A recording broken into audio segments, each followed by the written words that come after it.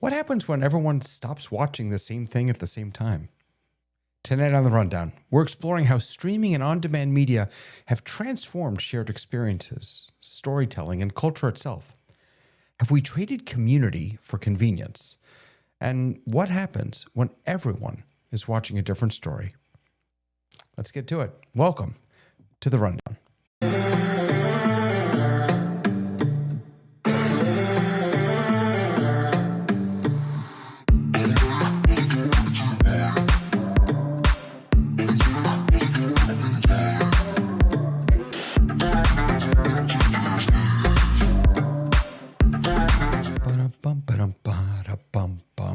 Hi, everyone.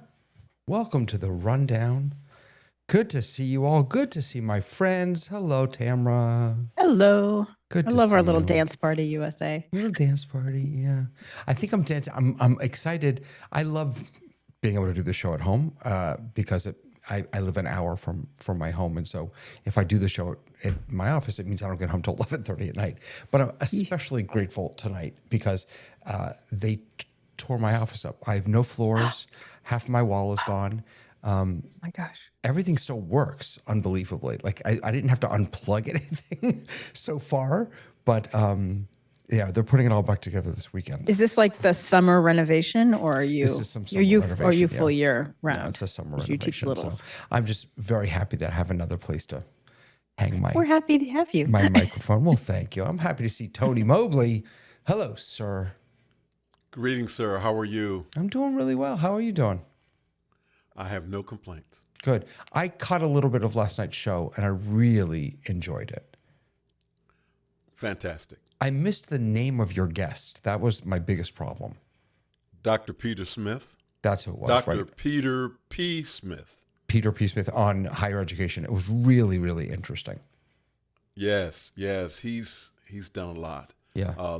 Former lieutenant governor, former congressman, Wow. founding president of the California State University at Monterey Bay, also the founding president of Community College of Vermont. Oh, wow. And that's just a little bit. That's Worked the for the beginning. UN and Just the Paris. beginning. Amazing. Great. Please great, go great check show. it out. Yes, definitely. Please. Let's and while we're checking that out, we'll check out Lois Richter. How you doing, Lois? I'm doing very well. It's hot here, though. I'm in California, and it was 95 today. It's supposed to be 101 tomorrow. Gosh. But it's a 4-day heat event, and then it it's a comes dry back heat. down. It's a dry heat. Yes. Yeah. Yes, it's much better than it being 90 degrees and 90% humidity. Yeah. Which is exactly where I am. Thank you for reminding me of Yes. that. Yes. I'm sorry about Dave, that. how are you doing up north? Well, I'm interested in how perky you are today. I don't know what's got you so happy, but it's great to be with you. And I'm really looking forward to this. Am I perky? Really? Yes. You're perky today. You're Yeah, kind of very. perky. Yeah. Gotta have some perk. You're a little subdued usually as the host, because you got a lot on your mind and stuff. need But to today figure it out seems why. like you're in a happy mood. I actually had a miserable day, but I'm really thrilled that I'm well, perky. We're here to change that. Yes. Your office was torn up, so you got to come here. I guess that's what. But you know what really makes me perky? Sky Gleason. What? You caught me perking. It's I was percolating. perking all over the Percolating. place. And okay. You remember when we used to have just one phone number and one letter place that we got letters? Yeah. And that's how maybe once a day we got news on 6 p.m. Thank you, Walter Cronkite. Yep. You caught me texting on my laptop while I was supposed to be on camera with you. I'm so embarrassed. I'm ashamed because I have 13 places of distractions. Yes. You do with your daughter. You're not Indeed. wrong. While you're chatting with Talalik over on YouTube, I see who's important. Popping. Sorry. What did you call me? Perky? You're Mr. Perky to you. You're perky. Mr. Perky. Oh my Lord. Time for the news. You're welcome.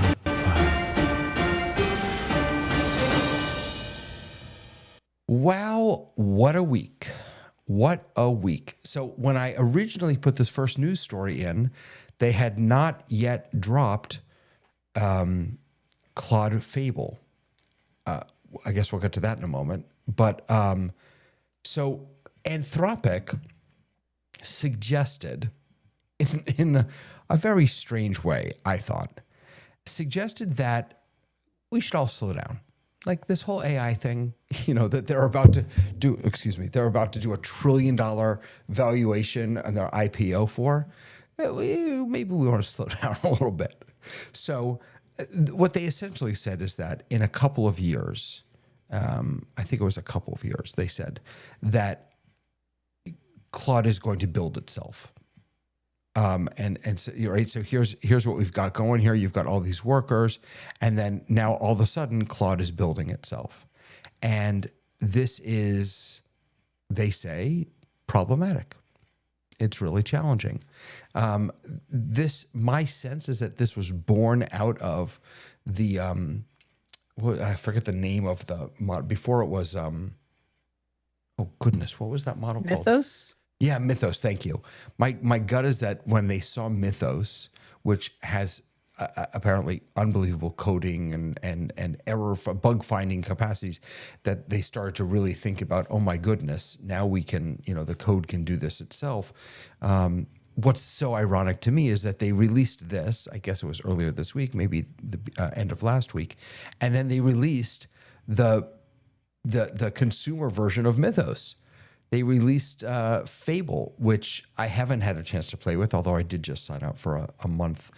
Whenever they do this, I sign up for just 1 month of Claude to play with it. And but all the videos that I've seen on YouTube are just, people are blown away by the capacity of this thing. It's just unbelievable. So I don't know. What do you all think? Pause? Keep going? Do we trust the AIs to build themselves? What do you think? Do we have a choice? Well, that's a really good question. That's actually the question, I think, Lois. Yeah. Because the critiques of this idea of, hey, let's slow down, is, well, great, we may slow down, but the bad guys aren't going to slow down, and the other companies aren't going to slow down. And so, well, and that's what they said. Right. That's what they said. But they were arguing essentially for a world, a kumbaya sort of moment around, shouldn't we all agree? Well, we've seen this movie before, right? I mean, how old is Jurassic Park? What was the famous Jeff Goldblum line, Tamara? I'm not going to quote films. Just because you can doesn't mean doesn't mean we should. Did I get that wrong? I think it was stolen from other things. In the paper, they refer to the SALT treaties, the nuclear programs, and getting all the countries, of which there were only 8 at the time, to agree to control what they do and secure it more securely so that others can't use it, and that proliferation would stop. It took, about 20 years. But we had, at that point, a incredible demonstration in 2 Japanese cities of what we were looking at. We haven't seen a devastating AI event yet. We've heard some people tell stories of how it wiped my hard drive, or it killed my server, or it did things with my credit card I didn't want.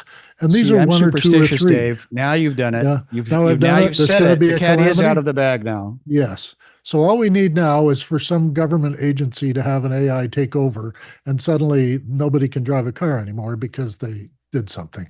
But and see, Dave, I think I think their argument is even worse than that. I think what Anthropic is putting out there is not that the agents or the chatbots or whatever can do bad harm. Guys. It's that they can create them other chatbots, other agents. It's that recursive, self. Well, yeah, but that's the doomsday scenario, isn't it? That we become less valuable as they ignore us and go on to run the world the way they want. And okay, so maybe their world is going to be better. Hey, great, we'll all be happy. But we are not sure of that. And we weren't sure that nuclear power was going to power everything, right? And we had to kind of stop when 3 Mile Island came to you guys, and now we've had Chernobyl over in Ukraine. These kind of disasters put everybody on the back foot and say, maybe we're going too fast here. Right. So I'm just saying, until we have a work. did start work. Start worked? Absolutely. Yes. I thought it's gone. It's stopped. It's not in effect anymore. Well, the people signed on to the treaty and then had the controls in place, but that world doesn't exist anymore. Just 8 countries. So we have in the about time 20 that it countries now existed, with it worked, nuclear yeah. power. Yeah. Tony, go for it.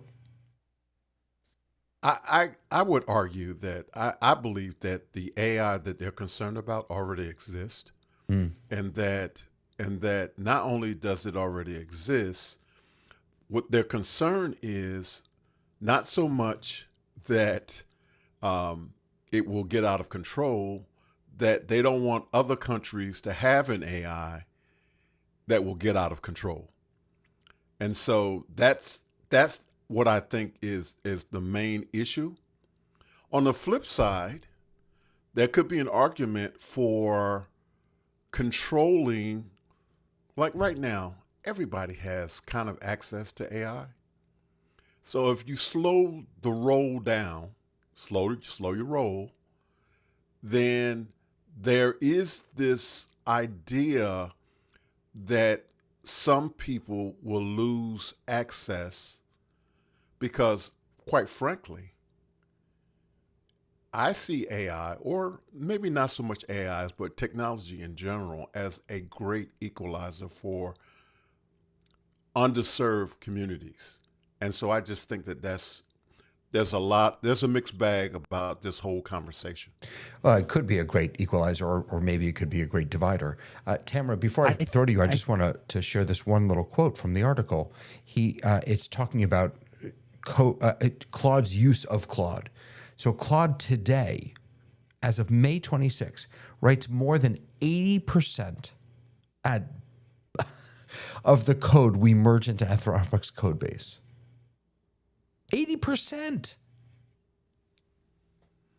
And it's grown 70, 80, it's grown over 70% in the past 3 months, 4 months. The invention of the loom increased productivity in materials and weaving exponentially for a good 30 years. So this is like an industrial revolution in this sense. Yeah, unbelievable. Go ahead, Tamara, sorry.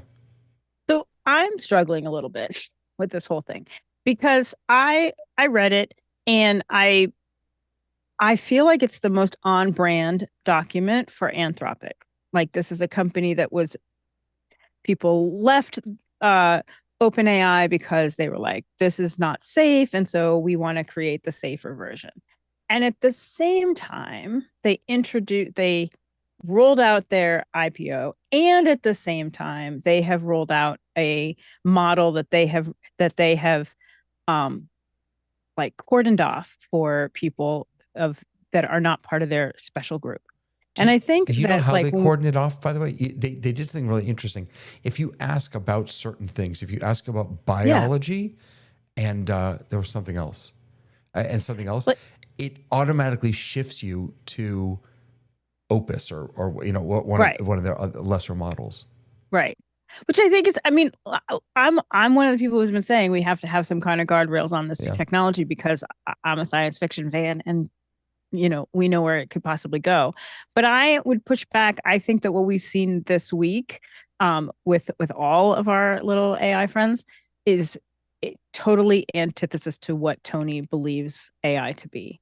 I think we are merging more and more into a model where we have haves and have-nots. The rate of which corporations are dropping ChatGPT and Claude because the token economy is too expensive, it will be too expensive for us. We will not be able to play. And we'll have to talk about that when we get to Apple also, because that's, according to some people, that's what they're trying to address. Sky, jump on in, and then we'll maybe jump over to the Apple story. Well, I think we need to bring Matthew Broderick back because before he was Ferris Bueller, he was on the little movie called War Games. And again, in the quote, see, Lois, you are a person of a certain age. And what, maybe you can quote. Apparently, I'm trivia man tonight. What was the quote from War Games? and now that we can read our lips, because we are all a people of a certain Zoom. Would you like to play a game of tic-tac-toe? And at the end of the movie, the only way to win War Is to was stop playing. not to play. So ethically, we've been down this road since man began, Cain and Abel. So consequently, are we just doing it faster? Is this just a faster way to kill each other? I don't know. And on that depressing topic, David, right, what's exactly. going on with Apple? Exactly. Anyway, Talking about nuclear war and SALT treaties. Well, so let me draw the I just line put a then. face to it. Right. So the other big news story was WWDC, I think. But here's the take on this that I think is really interesting, and it comes from everyone's favorite AI commentator and teacher, our buddy. Oh my God, what's his name? Nate. Not Paul. Nate. Nate. Who, by the way, All hands up for Nate. since we last mentioned him, Nate with the he's beanie. really upped his video game. I just want to say, he's got little graphics flying around now and stuff. He's got a cool little logo. It's very nice.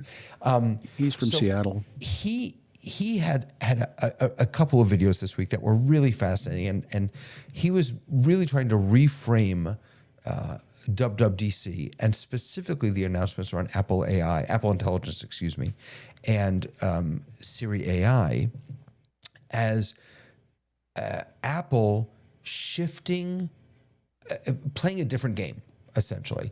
That everyone else is playing the chat game, everyone else is playing the cloud game, and Apple is saying, no, you know what? What's really going to matter, what's really going to be important, and in some ways, Tony, what is going to help level the playing field, because you're not dealing with tokens, is what's on device. Let's give people enough on device to do the everyday stuff that they need to do, and then the people who need more than that, then maybe it becomes less of an equal playing field. But let's just, what were your takeaways from here's Apple Intelligence, Siri AI and Apple Intelligence. My thing shifty. Oh, and now it's gone. Look at that. I've got a lot to say, so while you're figuring things out there, I could maybe start. But Apple is able to do the slow rollout because it's not their revenue source. Anybody who's just doing AI has to have a revenue source, and Apple can take its time because it's not going to impact its revenue. They make the money off you buying the phone that uses the AI from Apple. Two things, and one is Vision Pro related, so you'll have to put up with me, and the other one is not. So in Vision Pro, they will be giving us a chance to use our own panoramas as environments. So right now they offer about a half a dozen environments where you can work on the moon, or you can sit off on the moon of Saturn and that sort of thing, and it's all wonderful video. But you'll be able to take panoramics of places you've been and done to look at, to wrap around you so you're working inside that environment. That's just a great thing for productivity. The other one is that the mouse cursor, when you're working with the virtual screen and using your laptop to do all that work, when you look away from the screen to something that is a Vision Pro app, the mouse stops, it disappears. And when you have to look back at the screens, then your mouse goes back to action. I've had this work terribly for me. They're coming up with the mouse will travel to the other apps. So we have a thing called connectivity where your iPad can be a monitor and your mouse can travel from your laptop to the iPad. Now they've got it traveling into your Vision Pro. It's a little dot like it is on the iPad. And it's really going to make productivity advance there, because now you're interacting with the apps people make with a mouse on your laptop, and a mouse, of course, a super mouse that you can get from Apple, which is Bluetooth. So those are the two Vision Pro ones. Reframing and realigning pictures blew me away. It's been LiDAR for many years on these phones, and now they're using that data to allow you to reposition a person in a picture. If they're just slightly off this way, you can turn them, and it generates the rest. It's quite something. And faster and more reliable AirDrop. I think everybody's going to love that. And AirDrop use will grow double. And I'll say 70% of all AirDrops are going to work better because of this improvement. I've not got a demo or anything or a developer's version yet to see if it works. But I know everybody I talk to has occasional AirDrop problems, and sometimes it works really well, and sometimes not so much. And this is the person who lives in the house with me, and for Lois's benefit, watches TV with me on occasion. Yeah, go Sky, go for it. Yeah, I loved. I only saw the first several minutes, and it was talking about how security is their priority goal for young people, and how that they're building trust. So consequently, they were selling the continuing idea that we are a corporation, we are going to provide a service, and it's a service that in the land of disbelief and land of mistrust, we are not that company.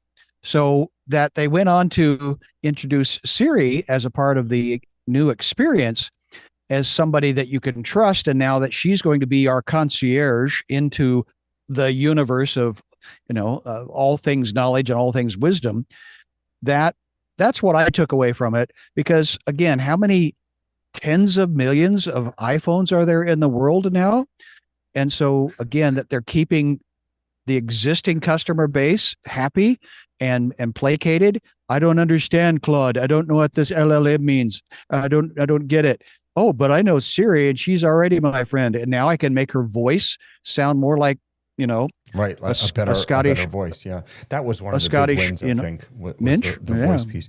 Yeah, I'm glad that you brought that up, because we didn't mention. I mean, this was the third big thing that they talked about. So the first big thing was all the little changes, all the little improvements, the corner rounding on windows, and fixing the fact that you can now, you have a slider now to adjust the transparency or translucency. There was a lot of that people were asking for. It was a slow news day. Yeah. The second big thing was child safety, which I thought was fascinating. There you go. Yeah. Mm-hmm. And on MacBreak Weekly, they were talking about how that was really aimed squarely at the EU and trying to address the concerns that the EU was raising. Because the EU took Microsoft down, and they spent 10 years and millions of dollars, and very many happy lawyers got paid.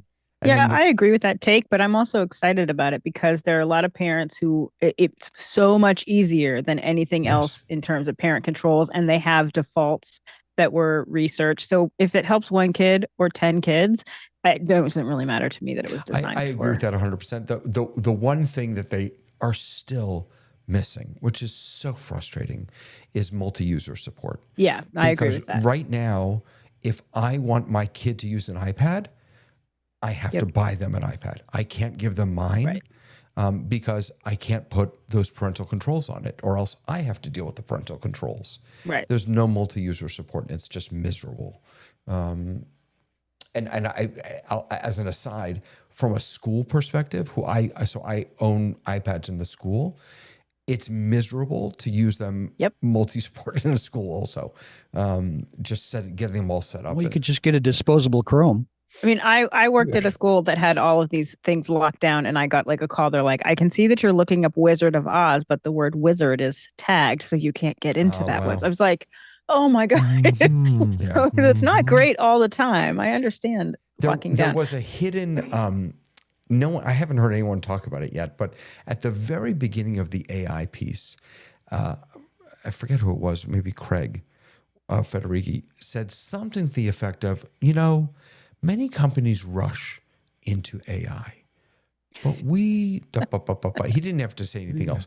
That was at the same time a dig at all the other companies, and it was trying to give a reason for why they're so late to the game. They could not acknowledge how broken it had been for the past 2 years, but there was just a little bit. This was intentional. We were. So good on them for putting the cart back. But I'm glad that they're able, because the truth of the matter is the long-term projection for them is potentially to come out on top because they own the hardware that everyone is holding in their hands. But that's the key. And that's the key. Right. The winner of this, ironically, is not necessarily going to be the one with the best model. It's going to be the one with the best tool through which we can access the model. And see, it would have been nice if they told themselves that a couple of years ago. I agree. Did their stock price go down? Hold on. Did their stock price go down? It always does after an announcement. Yeah. Go ahead, Lois. So, David, you said your iPad wasn't multi-person, but isn't an iPad about the same price as a Mac computer or a laptop? I mean, no. Why not just get a laptop and share that with your kids? Because that's a multi-person tool. It is, but it doesn't have nearly the creative energy that an iPad. I mean, I think my kid can't touch it. They can't. It's not nearly as intuitive as an iPad, I think. Yeah, speaking of someone whose wife pretty much monopolized his iPad, I went out and got her one. So it's like you buy one book and the other person keeps it forever, and then you have to go get another one. And look, Lois, there's nothing wrong with buying your kids an iPad, and of course I understand why Apple's doing it, but you know, if we're also thinking about sort of that level playing field that we always come back to, this is not encouraging at all. But an iPad is not a computer, and I think that's what. Whoa! You've been away. You've been away. No, what I'm saying is a computer has more oomph. It has more power. No, you haven't used one lately. That's your issue. Yes. Yeah, if you've looked there's an M4 chip in an iPad Pro that is that's more powerful than this laptop I'm using now. Yeah. So and a keyboard and mouse object goes with an iPad now. They really so have the water's computer. It's become a lot more gray. I get where you're coming from, Lois, because I'll get rid of everyone else. I agree with you 100%. I'm not an iPad guy. Can someone mute him? I'm with you. It's not a computer to me. But I think that they really have blurred the lines quite a bit. Right. Yeah. Okay. You just funny want though that more. The reactions though. We had this twitch. Which epileptic, right? What? My iPad 2 was not as good as the computer. iPad, Tony, go ahead. No, it doesn't have big clickety keys. That's the difference. Well, it could. Mine does. Tony, you could plug it in. Hey, in. Tony. Go, Tony. My argument is that it is a computer. And not only is it a computer, we have an actual example that Tamara already knows because her mother is using one. Mm-hmm. It has the phone chip in it.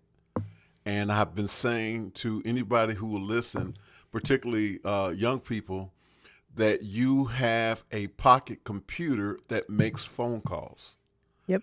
And that's kind of where I stand with this whole thing. That's my pocket computer that makes phone calls. Exactly. Yeah. Yep. Roscoe Jones is suggesting that Apple house robots are coming. By the way, I'll just say, Roscoe, I was fascinated that they didn't talk at all about Apple Home, Apple whatever the stuff. They didn't mention that at all, and I was surprised by that because I was surprised by that. Well, there's so much to roll out. I mean, they got to save something for next time. I know. It's mostly it's a software issue. You know, WWDC is for developers and not for hardware people. So, but then the house robot, the house issue is a software issue, right? Where manufacturers are going to have to be friendly with the home system and the home kit that controls all these things from their devices. That's a market that no one has fully cracked yet. There is not one leader in the home tech market. At least I would argue there isn't. It's like in my house, it's all like duct tape and chewing gum together.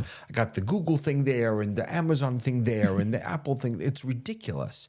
So boy, if Apple could come up with like a really solid HomeKit system that had this AI stuff deeply integrated. Again, Microsoft tried that. And they didn't capture that market either. And I would argue that's because that's Microsoft.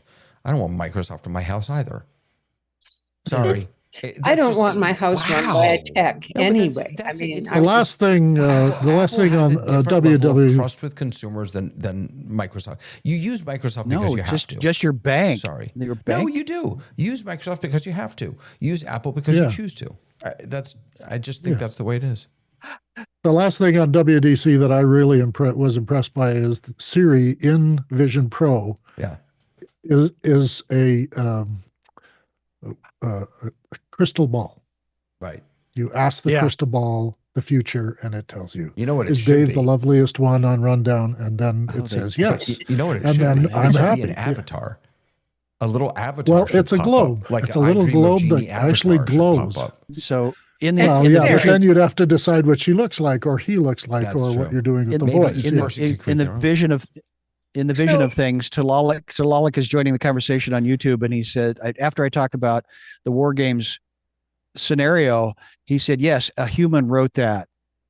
So the punchline of what we were discussing was if AI is going to take over the world and start writing the scenarios and our future. So Dave, as you look into that crystal ball, did a human write that? Do you trust the crystal David? Siri? Yeah, I go ahead, Lois. have a basic silly question. You guys all know this. What is WWDC? What does it mean? Worldwide Developer Conference. We could have done it one at a time. It would have been like, Yeah. Brady You Bunch. mean all four of you? Yeah. It's where all the developers for Apple Got it. Get We had together rehearsed and- it beforehand. Come on, guys, get with it. 1 step, 2 step. Well, I thought it was a great test for a radio announcer to get warmed up. Let's try and say Worldwide Developer Conference 4 times. WWDC. Okay. Let's shall we? Next. Shall we? Yes. Is that okay? Yeah, we'll Yes. do it. Yes, All the right, wind beautiful. is coming. For decades, certainly when we were growing up, media consumption was synchronized. And it was appointment viewing. Television networks told us when we were going to watch whatever we wanted to watch. If you missed an episode, I remember when people were not allowed to post. Even today, people are not allowed to post. But today, you can watch it right away. You can watch the rerun right away. But you had to wait for a rerun. And because of that, culture operated on a shared clock. We were all talking about the same things because we had all watched them the night before. Okay, true confessions. When VHS was the only way to record something, I don't know who it was. It might have been me, but I don't think it was me. That the only VHS tape we had was my wedding. So we now have a copy of Friends, but no copy of my wedding. That's fantastic. I want to go back before we had over VHS. your wedding. Right. I would say let's go back. I don't know how that. No, I'm not saying I. Oh I my just, gosh, that's funny. That's look at the horrible. world. Fantastic. Well, Well, that's yeah, where it horrible. started, See? right? Isn't that where it There you started? go. There you go. What, with VHS. Friends? Asynchronous viewing. No, with people being able to record the show. Like they go out for dinner and the show is on. Well, they're going to get it when they get back, and then they can watch Friends because And- they didn't miss it. And But and let's- zap and it through the became commercials. Sure, Let's but go it back became further. asynchronous and not even shared. Yeah. You were in tune with what everybody else saw, but you weren't sharing it at the same time. Yeah. Gotcha. Before you could record, though, Right. it's like, I'm going to watch I Love Lucy. It's on tonight. There it is. And if I missed it, there was no, they didn't even record a lot of these shows. They were done live, and they were just gone.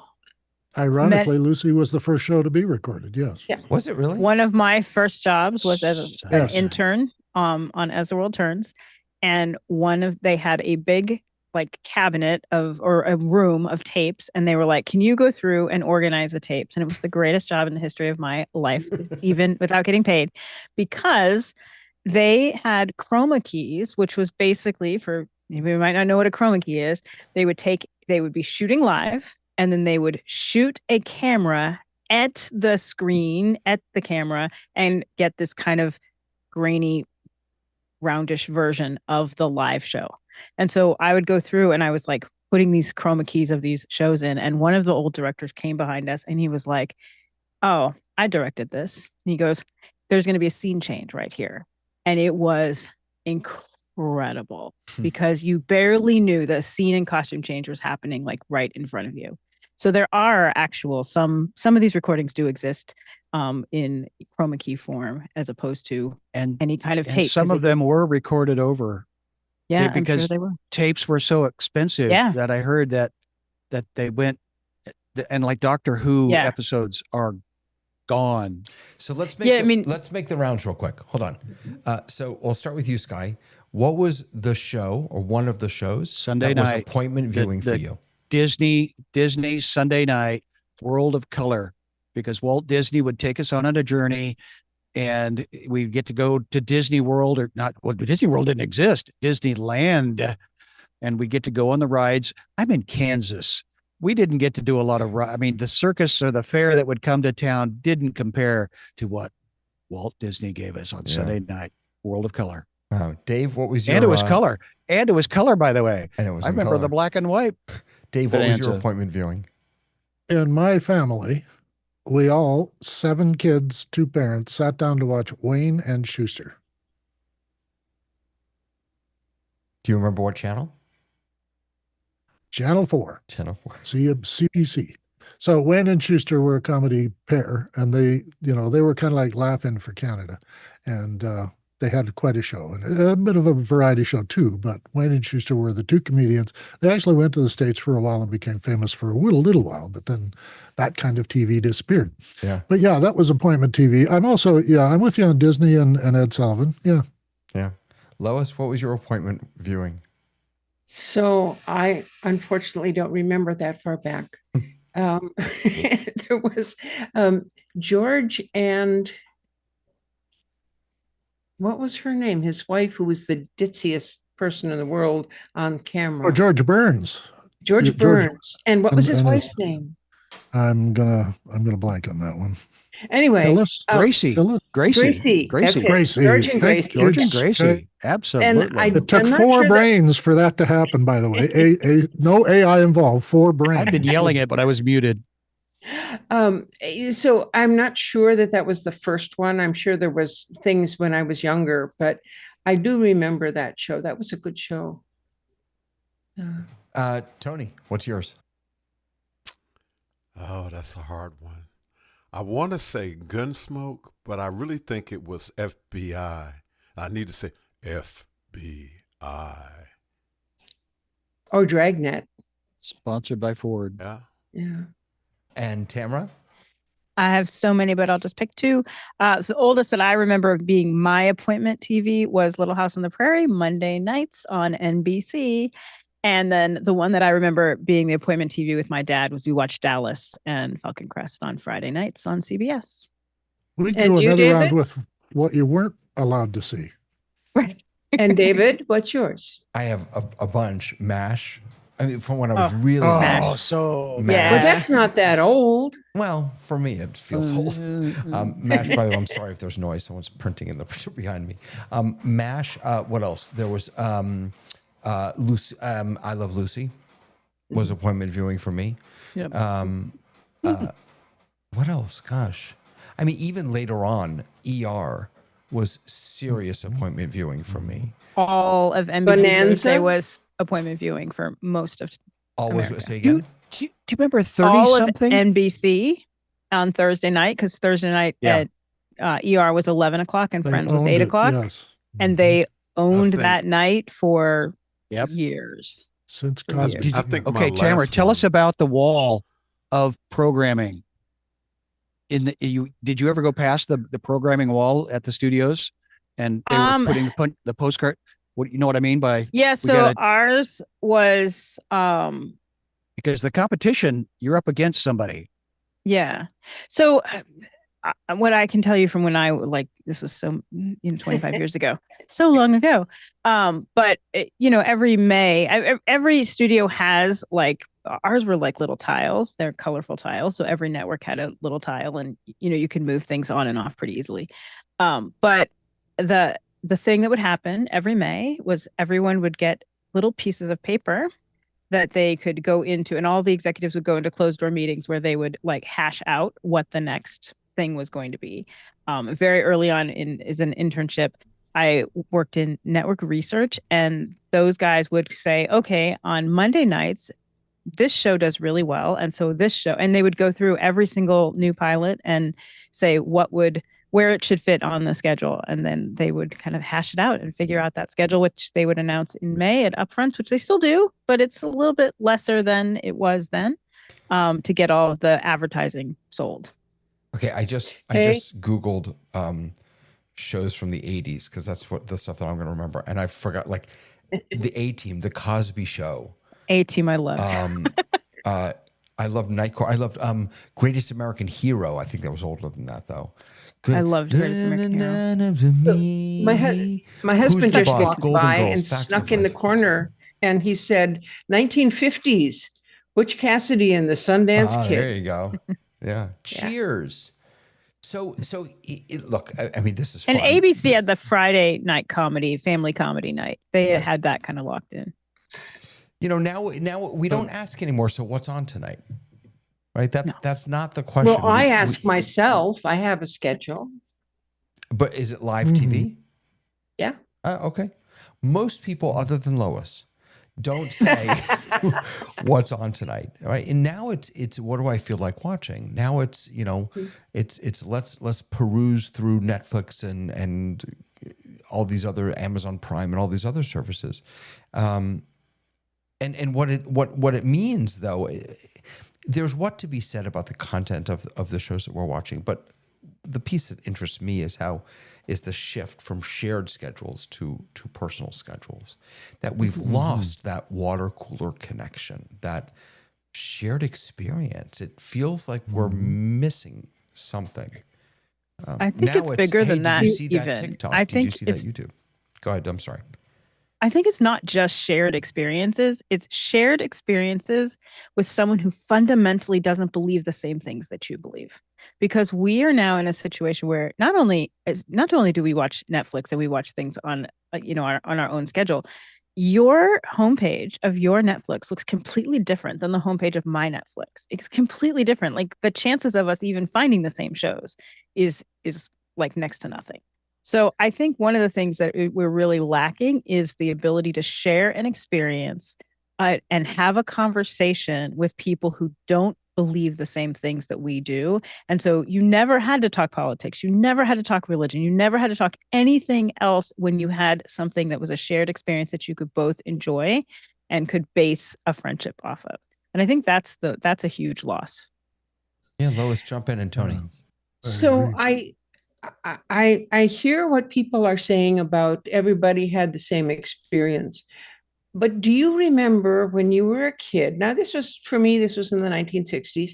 And do you remember going to school and there was a whole bunch of kids around and a bunch of them were talking about what they saw last night? And there were the kids on the edge of the room who hadn't seen it because they didn't have a TV.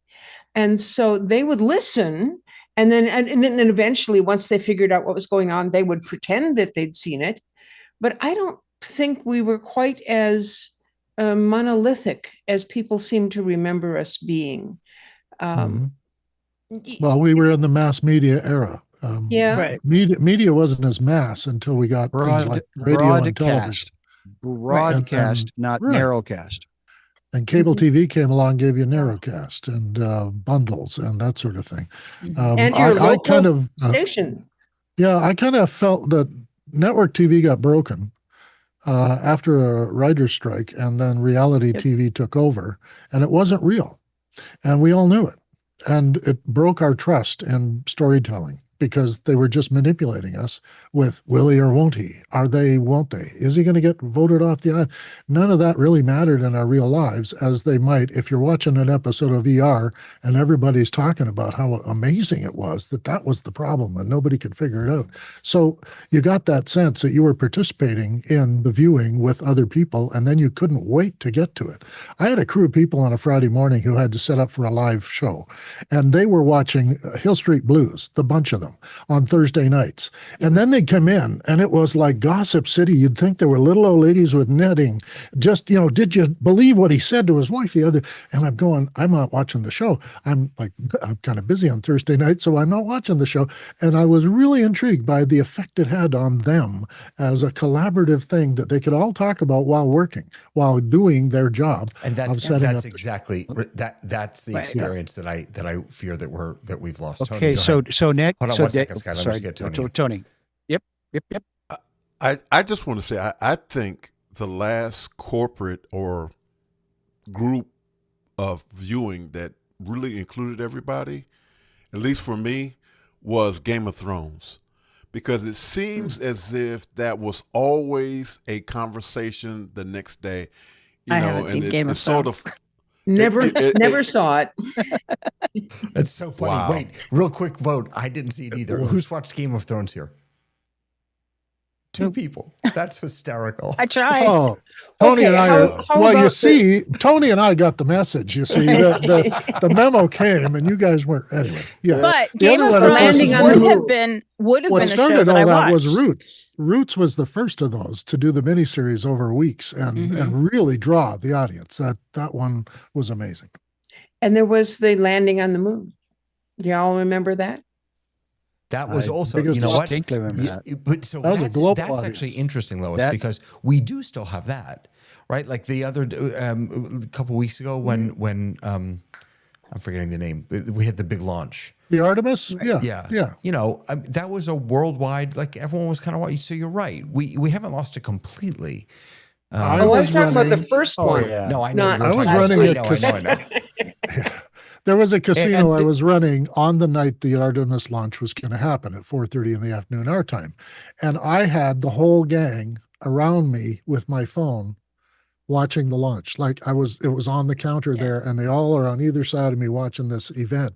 They had all forgotten it was happening that day and they never had their own connection to it. And we all watched the Artemis launch on my phone with a casino going on around us. So Nobody that's paying any another attention. interesting shift, is that instead of us all gathering at a movie theater or around a big screen TV, we're now sitting around Dave's iPhone with 4 people staring at this little tiny screen. Well, Watching no, an he's got earth-changing he's got event. the phablet, the so he's got Max. the bigger Max, yeah, one. sorry.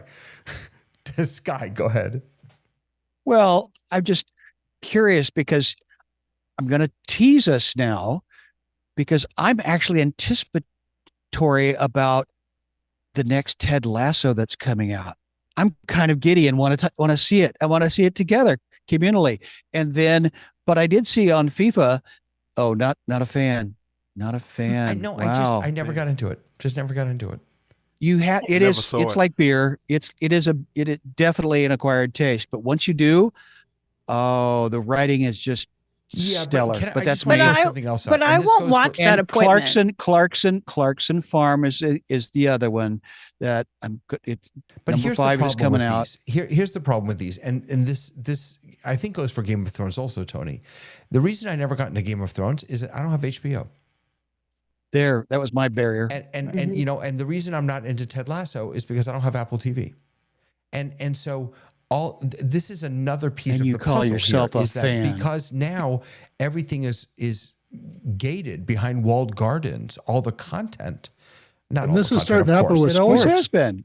It always Sports, has you been. used to be able to watch No, with things everybody, on right? You had a CBS and party, you NBC. had the CBS, Super Bowl, you NBC did the But thing. that's FIFA. FIFA caught that one, and they're intentionally creating watch parties, and they are Yeah. supporting it because for a $10,000 ticket for a nosebleed seat, Mhm. but we still want to, Yeah. play soccer together. Oh Because yeah, but it is everything in the Italy world's stops sport. when the team is playing. You know that, right? It's a national holiday in Italy when the team plays. So Sports Italy, may be the one, world sports may stops. be yeah, sports and science, Yeah. given what Lois said, may be 2 things that Oh, yeah. break this we rule. feel are important. You know enough. that that, A that lot of- still bring us together. There's a sort of a shift from a water cooler situation. And by the way, the water cooler situation is if you are working for a large company and therefore you have a water cooler with people hanging out around it. But if you think I don't about- agree. I don't agree. No, I Lois. don't agree. I worked at a small What? school, and we would all hang out in the teacher's room and talk about what we You had a watched. water cooler? Okay, it's not the water. It's not the, She's just playing with us. I'm peeking again, man. It's okay. Sorry, go ahead. All right. But think about this. I see something and I think it's really interesting. And I tell all my friends about it and I say, go watch this thing and then let's talk about it. So it's more like we're creating our personal book club. And that's the people that are coming together.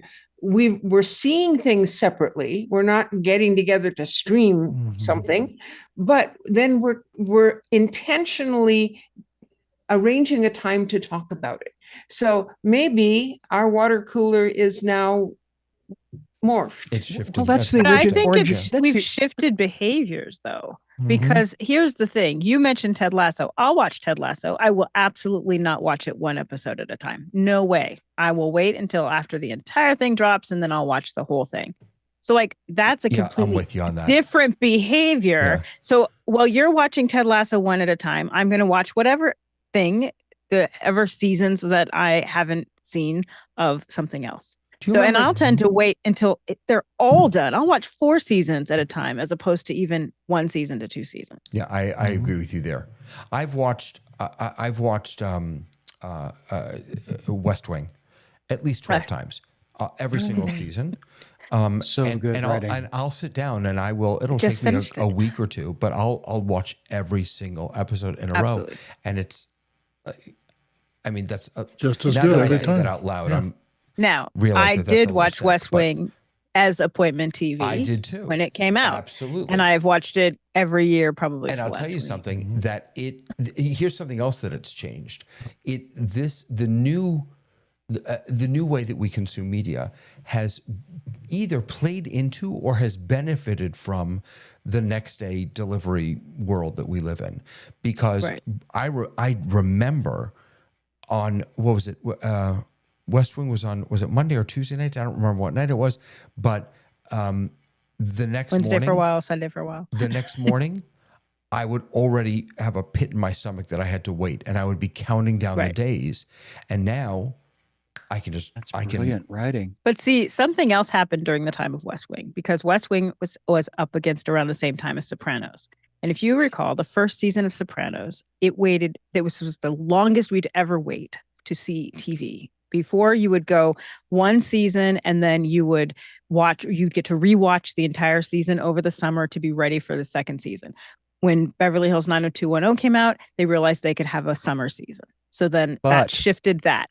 But here's the thing about Sopranos. It did not come back for like 18 months, and people came back anyways. And that was really the start of this idea that you can just let an audience wait. And what we have now, a season comes out and you have no idea when it's coming back. It could be coming back next year. It could be coming back 4 years from now, and you'll only get 12 of them. So this was. But who killed between JR? seasons 3 and 4, in May 2001. From 2001 to 2003, there were 16 months almost of nothing. no shows. No new shows. Yeah. Yep. One of the other things but that you know you what's were talking interesting? earlier about movies. I just let me just answer that question, Dave, real quick. Coming back to the movies. Dave, hold on one second. Let me just answer that question, because the reason why, according to at least this Reddit thread, is 9/11 Yeah. Mhm. was a big piece of that. So I'm sorry, Dave. Go ahead. Well, I was going to say that during the pandemic, I was asked to host a film discussion group, kind of like a book club for films. And what we would do is say one week, this is the film that everybody should try watching. And then they would. They'd all either see it on a streaming service or go to the library and get a DVD. And some of them were very old films, like Cat in the Hot Tin Roof from 1954, all the way up to the most current ones, Oppenheimer, that kind of thing. And then we'd have a really good 2.5-hour discussion. People could drink wine in their own home. They could have popcorn for watching the movie when they watched it. But you had all week to watch the movie. And then you came in on Monday to talk about it. And it was because of Zoom that we were able to do this, because the primary mover of this had his own Zoom account because he's a professor. It didn't cost him anything to gather 24 people together to talk about a movie. And I was part of the group, and I'd offer a movie occasionally, and they would offer movies to us, and we'd debate which one, because you do that in a book club. And this is a new way of getting a community to talk about something at the same time. It isn't serial television like we used to do with the water cooler thing that, was so enamored, but it is a new way of putting community together, which is what we're doing in Rundown every week, is telling stories to each other and talking about stories or reacting to what's going on in the world and then having that discussion about it. And this is a water cooler all on its own, except I have coffee here, so. Yeah. It's all right. Coffee is good. Scott, go ahead. I have iced coffee, and it was yummy because I put brown sugar, something from Trader Joe's in it. But the storytelling component that Lois was talking about earlier that's the theory that I've heard historically. That's how story was the response. The vehicle of story was communicating to people what happened to the tribe, to a stranger that would walk in. Now, one person would be the story keeper, but everybody would relegate the authority of that story from that storyteller. So back to the HBO barrier to entry and into The Sopranos. I didn't want to watch that. I'd heard it was really good writing, but I didn't have HBO. But what I heard about the difference between broadcast and cable was they already have your money on cable. And why they have to be so circumspect on broadcast is because its corporate sponsorship doesn't want your audience to be offended. And then, oh, you put money against that show that said bad words. And so there's a whole, follow the money in this conversation, as well as the streaming component. Because Tamara, I'm very sorry that you said you watched, West Wing so many times. I had the box set of DVDs ready to ship to you, but the Blu-rays outwon, and then now whatever. And by the way, Tamara, the delivery of choice. Your mentioning of the West Wing play version, I remember that. Yeah, I was around, that was the time period that I was at Fox at that time period, and our studio shut down because we were that target studio that they were talking about. Because right next to in the Fox Tower, Reagan and Cheney had offices at the top, so we were the target. Gotcha. But all the studios shut down. So, I sometimes when I'm on this show, I feel like a real Luddite. I'm not. I'm very good with tech, but you are all talking about places where you can go and say, I want to watch this show, that season, whatever. You're picking it out and you're seeing it. I have cable TV, which means I have lots of options, but I'm not going to pick out a particular show to watch because that's not the way it works. And so a lot of the things that are being talked about tonight are things I've never experienced. I mean, if I look at Channel 64 and there's the American Pickers and they got 3 in a row, that's great. But I can't go and say, I want to watch this now. So I'm sort of standing in the back of the room listening to. Well, it's interesting. Even on cable, you can do that now because, if you've got Xfinity, you can, they have their own library of stuff. And I find myself video on demand. Yeah. Yeah. When I sit down at the TV on a, Sunday afternoon or something, I find more often than not, I'm watching, a movie that I've already watched 300 times before because there's nothing interesting on. And I sort of feel the same way about Netflix, and there's very little that nowadays that would be appointment television for on the home screen for Roku is an entire 24/7 Great British Bake Off. That is such our go-to. It's benign. There's hardly any competition. That's fair. It's polite. It's polite, even in the rude, Paul Hollywood way, and somehow somebody feels good about it, and you learn stuff. So, I think I drift back to old TV though, because I really do miss me a TV. 26 episode, 20 episode season where you really got to know characters. So now that everything is in like 12 is your big, but like really 6 to 8 episodes is where things are landing.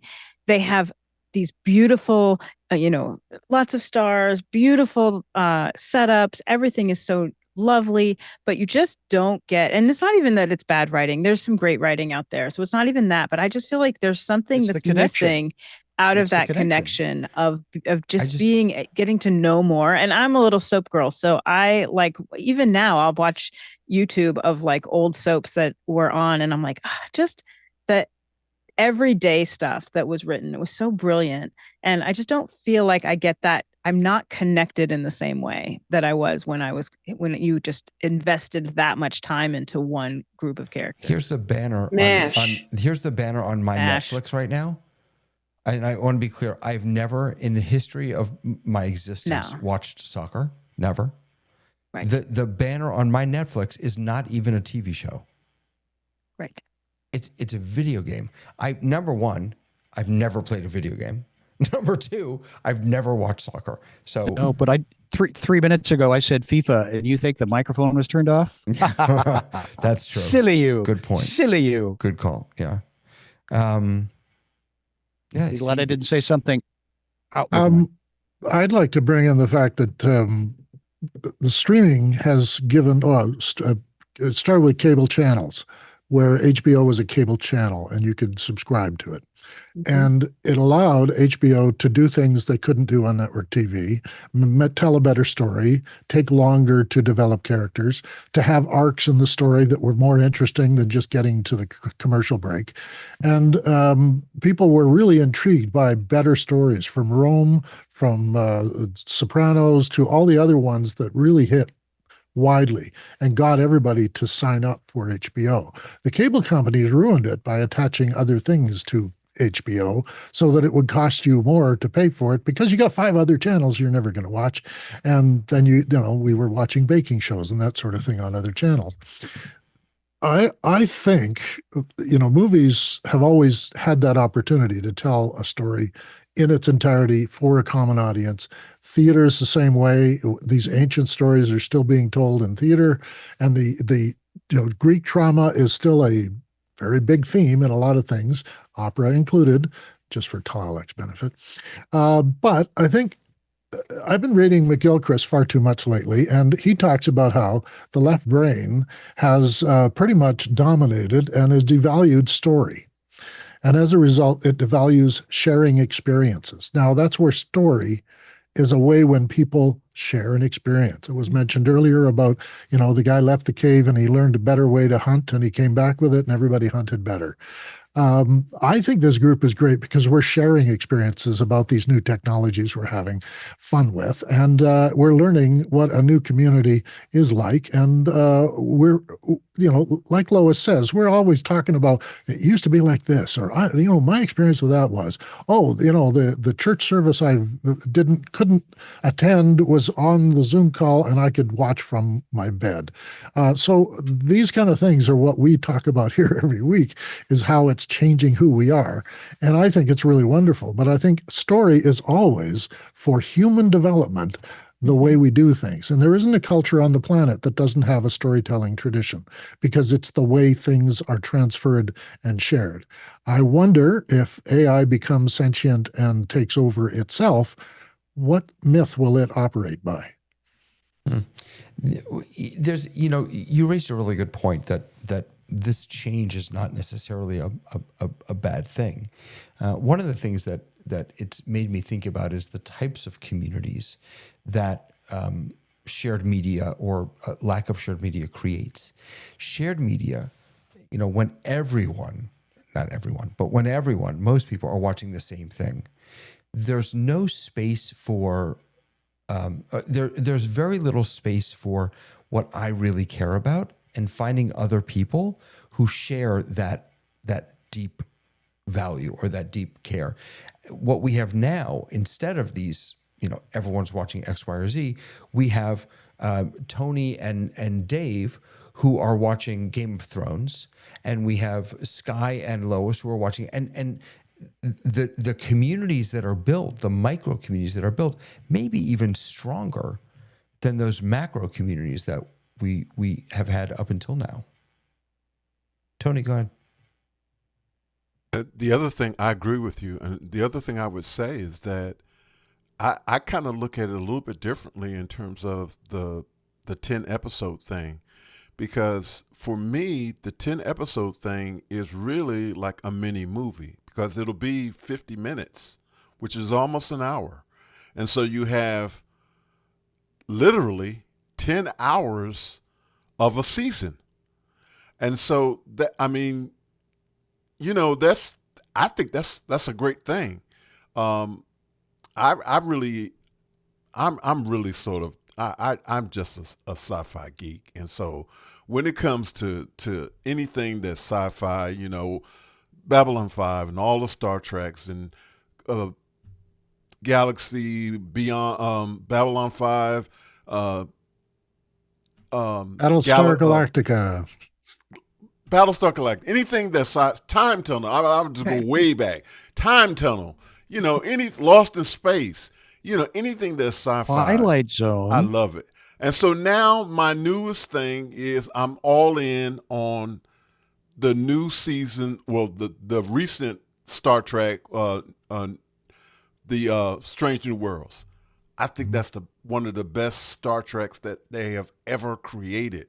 I love them all. But, you know, that 50 minutes of the 10 episodes, I think that's great. Lois, go ahead. So we have, okay, I'm old. I used to believe that everybody that I met shared common experiences. Now, what we're talking about here is the water cooler type common experience, watching the same media. That's not happening anymore. What happens to our assumptions about the world? I mean, when I moved from backwoods Michigan into California, I met a whole lot of different people, and they did not have the same experience as I did. But we still, as human beings, assume that everyone that I meet is going to think like me, is going to be, you know, like me until they're proven that they're different. I think that is a normal human expectation. And so if I've never watched Game of Thrones and you think that everyone has, well, then you might be talking about stuff that I have no clue what you're doing. WDC, what? Right. So we all speak different languages. Making ourselves isolated individually? Well, I would argue, and then I'll let everyone else argue, that yes and. Everything is yes and. We're not isolating by ourselves, but we are grouping in much smaller groups. It's like social media, right? We surround ourselves with the voices that we want to hear. And so the same is true with, you know, like I said before, Tony and Dave, they can talk about Game of Thrones all day. It's you know, it just, that doesn't mean they're isolated. It means that they are just in a smaller bubble. Can I just bring up one other thing before I jump to Tony? And one of the reasons why this topic was interesting to me is that I remember lots of discussions on office hours with Alex about the future of conferences and keynotes, for example, and how what he imagined was you have your keynote speaker in a studio, right? High quality equipment and no audience. But in all the different cities, people aren't watching alone on their computers. They're actually coming into theaters and watching this event. So there you've got, it's a digital first event, but you still have that shared experience that I've been talking about. That's the piece that's been ringing in my ear this whole time. Is that because I don't see that happening, and I wonder if that's still possible. It is, by the way. It is happening. IMAX is. It is happening. Okay. All right. Good. Tony, jump in. I was just going to echo what you were saying about I think a lot of the water cooler moments are definitely on social media. I think that it may not be as prolific as it has been in the past, but I think that a lot of the engagement with people is on social media about a particular, program. And the other thing I want to say, that I think that the office hour experience is, as you say, a role model for the way in which people have an opportunity to engage with one another. The reasons that Conversation with Tony Mobley exists is because what office hours was doing, I really thought other people should have an opportunity to have those engaging conversations. And that this was an opportunity to have conversations about not just technology, but everything. And so that's the reason that I'm doing this thing, and I will continue to try to do this thing. But people, one of the biggest things, as you mentioned when you talked about Alex Lindsay, was that this is an opportunity for people who ordinarily would not be able to participate in an event, would be able to engage with one another. And quite frankly, even though we have moved back to the old model, it will never be the same. And we can look at it from the houses of worship to the way people go to theaters, you name it. We have forever been changed.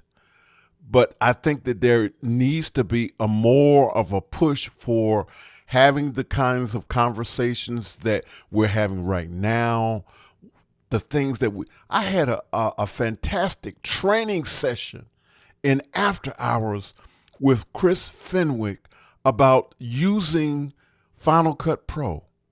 Here is a professional editor who is teaching me, little old me, in South Atlanta, about how to use a professional editor in California is teaching me how to do this.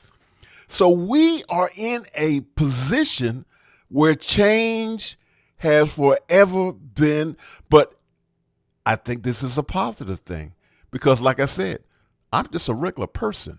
And then I had to have this one-on-one. And the other thing I know I'm over time talking. The last thing I want to say is he specifically said, this is for Tony. Everybody's welcome to watch and listen, but this is for him. Fantastic.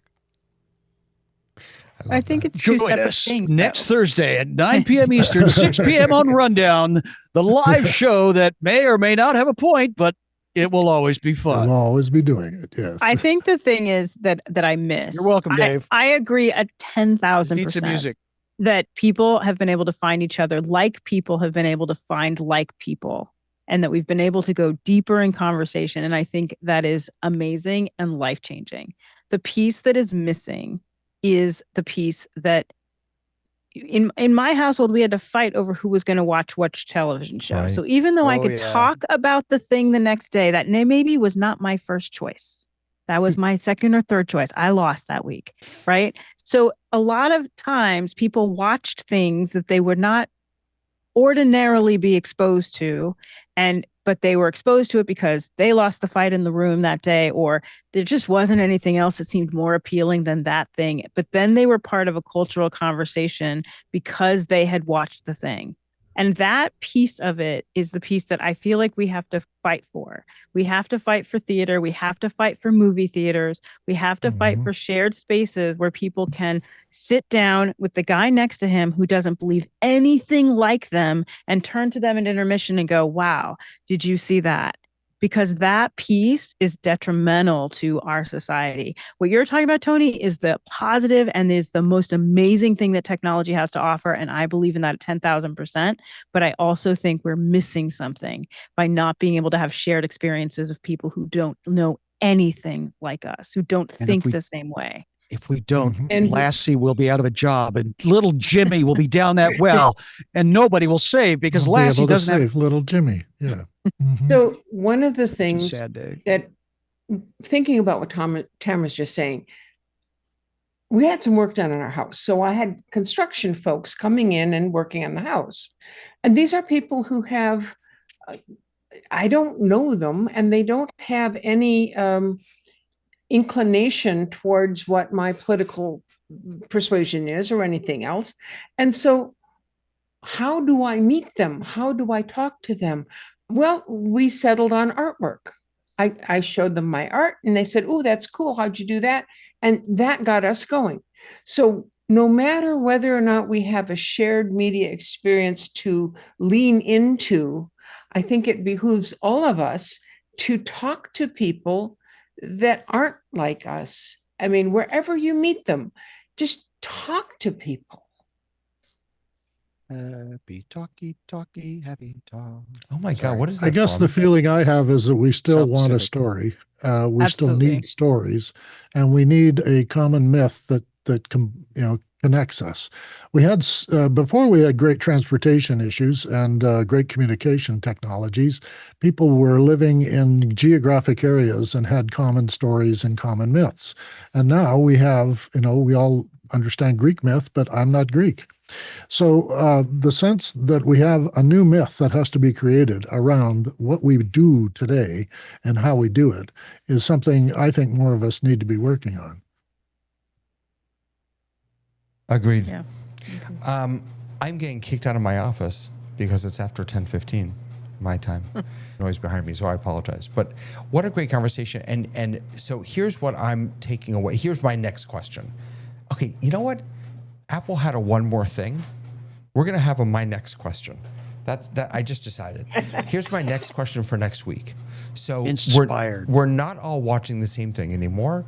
We're gathering in different ways. We're connecting in different ways. We're creating community in different ways. What is it that captures our eyes and our ears and our attention nowadays? What is it? How do we capture eyes and ears and attention? Shiny. That's my question. That'll be fun. That's my next That'll question. be a So fun talk. We will work Yeah. on that for next week. In the meantime, I'm so grateful for Thursday Tony night, and Lois 9 and p.m. Tamara Eastern. and Dave and Sky. They are all my next things, my shiny things, and I'm so grateful that all of you hang out with me every Thursday night. By the way, if any of you would like to come hang out with us, you're always welcome to. Just hit us up on Discord. We'd love to have you. Absolutely, definitely come on bring over. more popcorn. And we'll bring the popcorn. Dave will bring the barbecue. Yes. We are here every Thursday night. Tomorrow morning is another episode of Office Hours. Come with your questions tomorrow afternoon. We will continue to play in the Zoom test kitchen. Boy, we had some fun last week with all the new little toys that they released. We will continue playing with that next week, and we will see all of you next Thursday on The Rundown. Have a good night.